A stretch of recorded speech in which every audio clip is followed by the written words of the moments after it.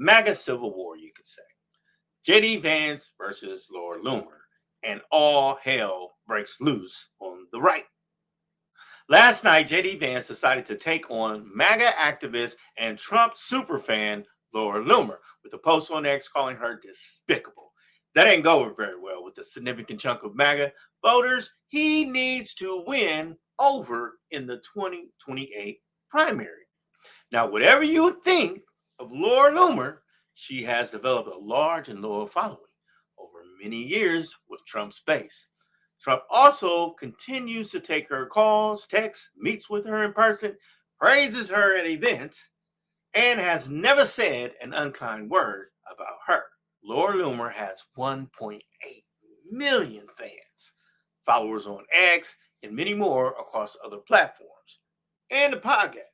Her followers include hardcore activists who have big followings of their own, so it was somewhat mystifying for Vance to go out of his way to go after her. You see, it didn't go too well for him, because it all began when Vance gave the headliner speech at an anti-abortion March of Life rally in D.C. Crack up. MAGA civil war erupts as Loomer targets Vance. A fresh MAGA civil war has erupted ahead of the midterm elections, with one of Donald Trump's most vocal allies lashing out at Vice President J.D. Vance over abortion and accusing him of being friends with degenerates. The scorched earth tirade by MAGA acolyte Laura Loomer took place shortly after Vance appeared at the annual March for Life rally in Washington, D.C., where he touted Trump as the most pro-life president in history and encouraged anti-abortion activists to take heart in how far we've come. But Loomer questioned his presence at the event, asking her 1.8 million followers on Twitter, why is the GOP pushing more abortion messaging in a midterm election? Didn't they learn their lesson in 2018? Trump doesn't like when the GOP focuses on abortion, she added. How many times does he have to say this? Trump gets it. The GOP will blow the midterms. Vance, however, clapped back, noting that the president himself had sent a video message that was played at the event on Friday and had encouraged him to be there. It's interesting that some conservative influencers spent all of their time attacking the administration and sowing division, he said. Disgraceful, actually. From there, things escalated even further. In a series of posts, Loomer suggested that this isn't about abortion, it's about Marco Rubio. We all know, an apparent reference to the rumored rivalry between the vice president and the Secretary of State, both of whom are likely contenders for the top of the GOP presidential ticket in 2028. We can pretend it's about abortion, though, lose the midterms, and then Democrats are going to impeach President Trump. It's sad to see. I'll keep fighting for Trump and calling out the real source of division, she added.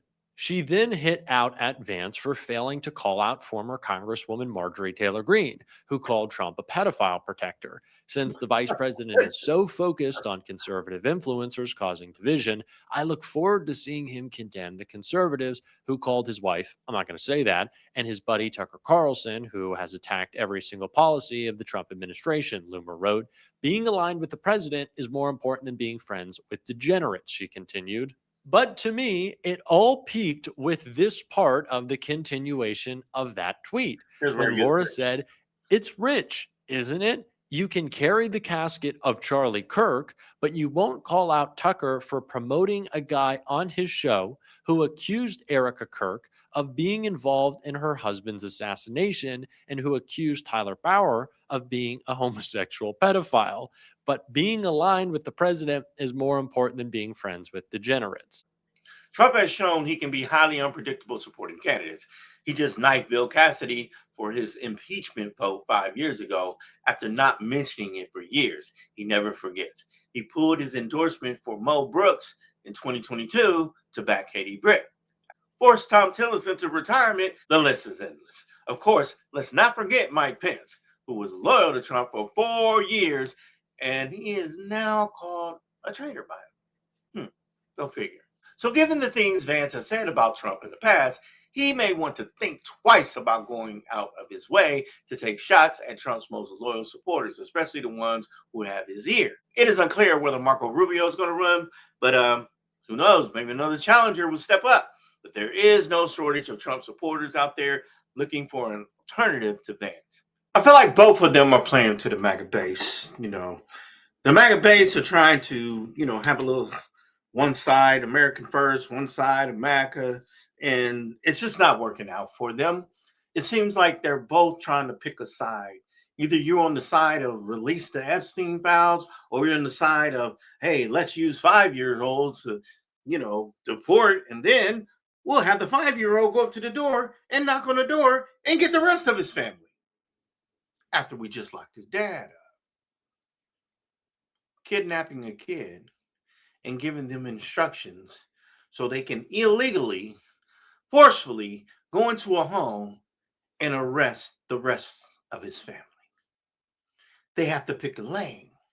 Which lane y'all gonna be in? In the end, they're gonna destroy each other just like the Democrats did last time around. And this is what I believe is not real once. There's a reason why I had to say it like that. Y'all know. But I just don't think that this is going to be conducive for any political interest. But let them fight. I want to shift to another topic. I've been talking to allies of former President Trump who are frankly outraged. They're alarmed that Donald Trump has been traveling with Laura Loomer. She is someone who says she supports white nationalism. She recently said that Kamala Harris, whose mother was Indian, if she wins in November, quote, the White House will smell like curry. Now, you asked about Laura Loomer. Look, Laura Loomer is not affiliated with the Trump campaign. She said something about curry in the White House that I first read about this morning, actually, because I knew that you would ask me about it. Look, Kristen, I make a mean chicken curry. I don't think that it's insulting for anybody to talk about their dietary preferences or what they want to do in the White House.